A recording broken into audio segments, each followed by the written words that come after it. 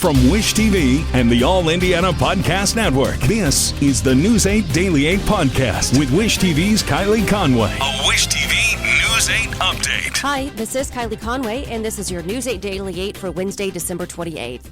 A much more pleasant day is ahead for today. Temps will flip back to above average. Some sunshine will enter into the picture. Breezy winds out of the south in tandem with the sun will help highs push into the low 40s.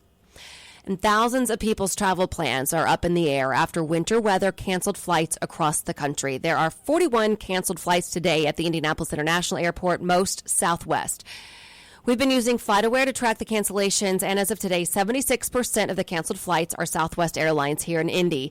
2 are delayed. 95% of Southwest Airlines flights in and out of the state yesterday were either delayed or canceled.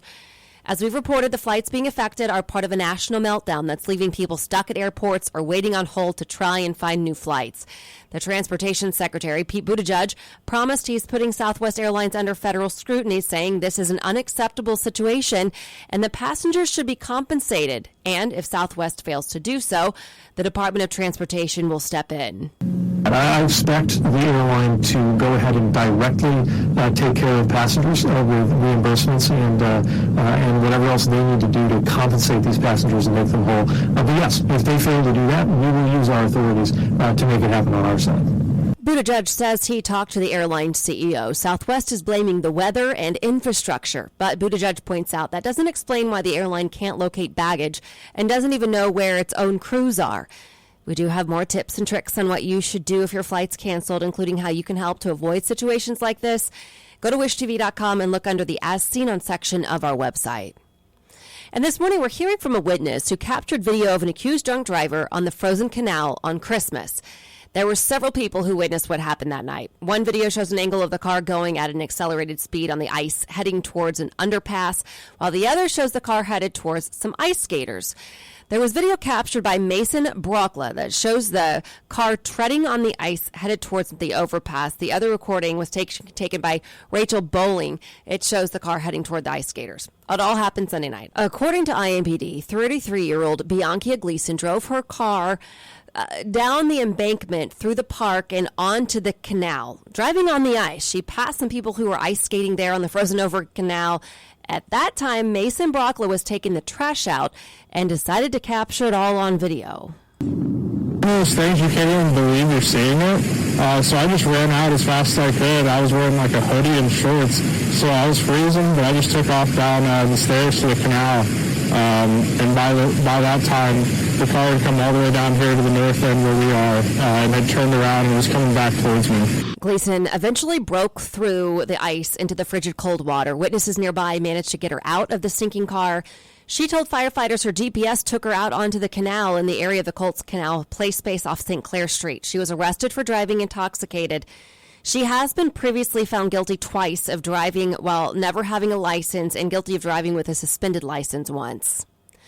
The Children's Museum says it will open today for the first time this week following a flood. As we've reported, a frozen pipe burst, flooding the Welcome Center. It caused the museum to close to the start of the week.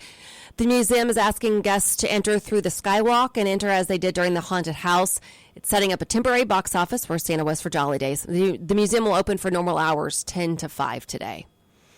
Officials in Buffalo, New York are doubling down on their pleas for people to stay off the roads. State and military police are now stationed in the city to enforce the driving ban. At least 30 deaths have been attributed to the storm. Officials say the slick, snow-covered roads are still dangerous. Buffalo's airport has been shut down for days because of the winter storm, but there is a plan set to reopen it later this morning at 11 o'clock. And a woman in Buffalo is credited with saving a man's life who had gotten lost in the recent winter storm. Shakira Autry says she was at home on Christmas Eve when she heard a man outside yelling for help. She opened the door and found 64-year-old Joey White. Autry says her boyfriend carried White in. They used a blow dryer to melt ice off of his frostbitten hands and tried to provide some comfort. Joey, be in the green. You feeling better? You trying to feel better? Pardon me?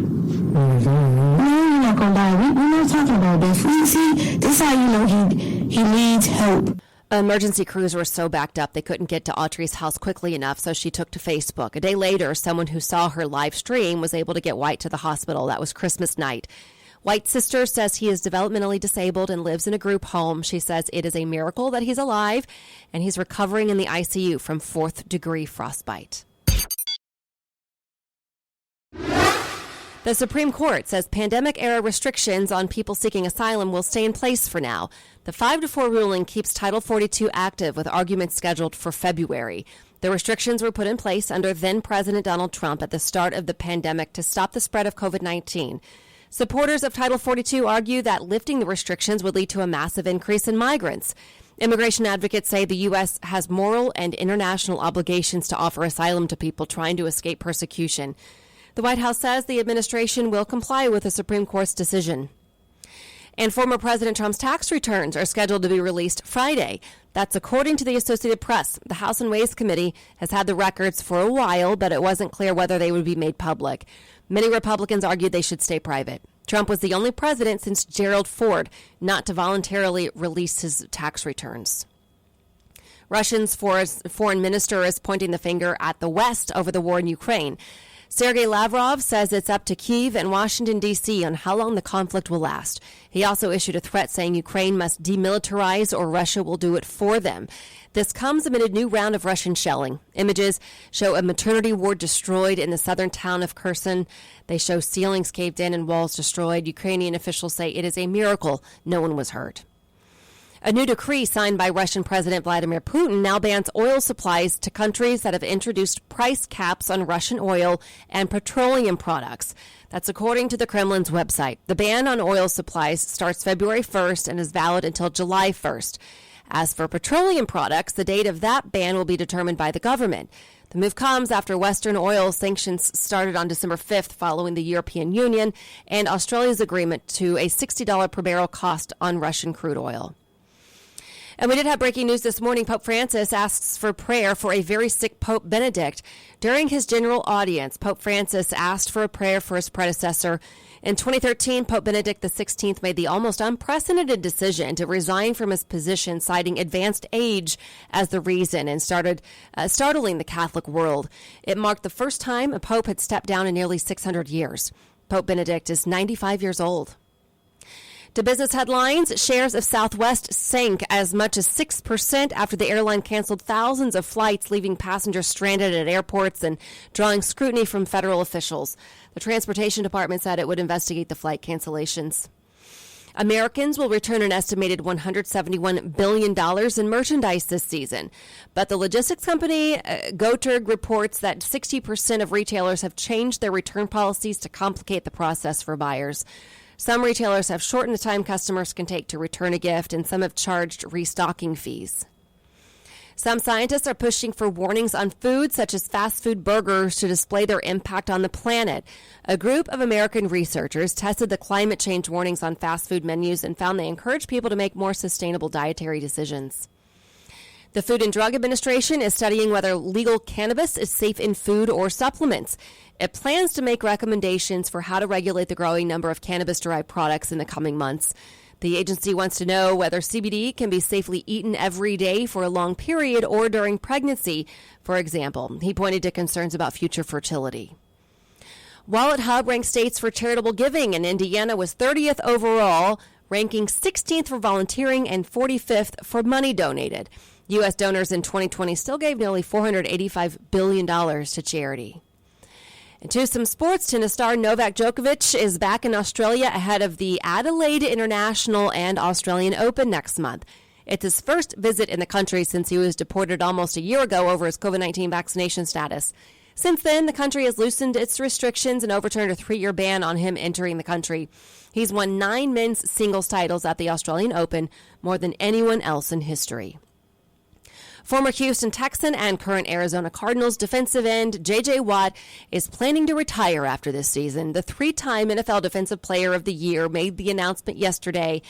In his tweet, Watt wrote he played his last ever home game this past Sunday. He says his heart is filled with nothing but love and gratitude. Watt is also known for his work off the field, being named the Walter Payton NFL Man of the Year in 2017.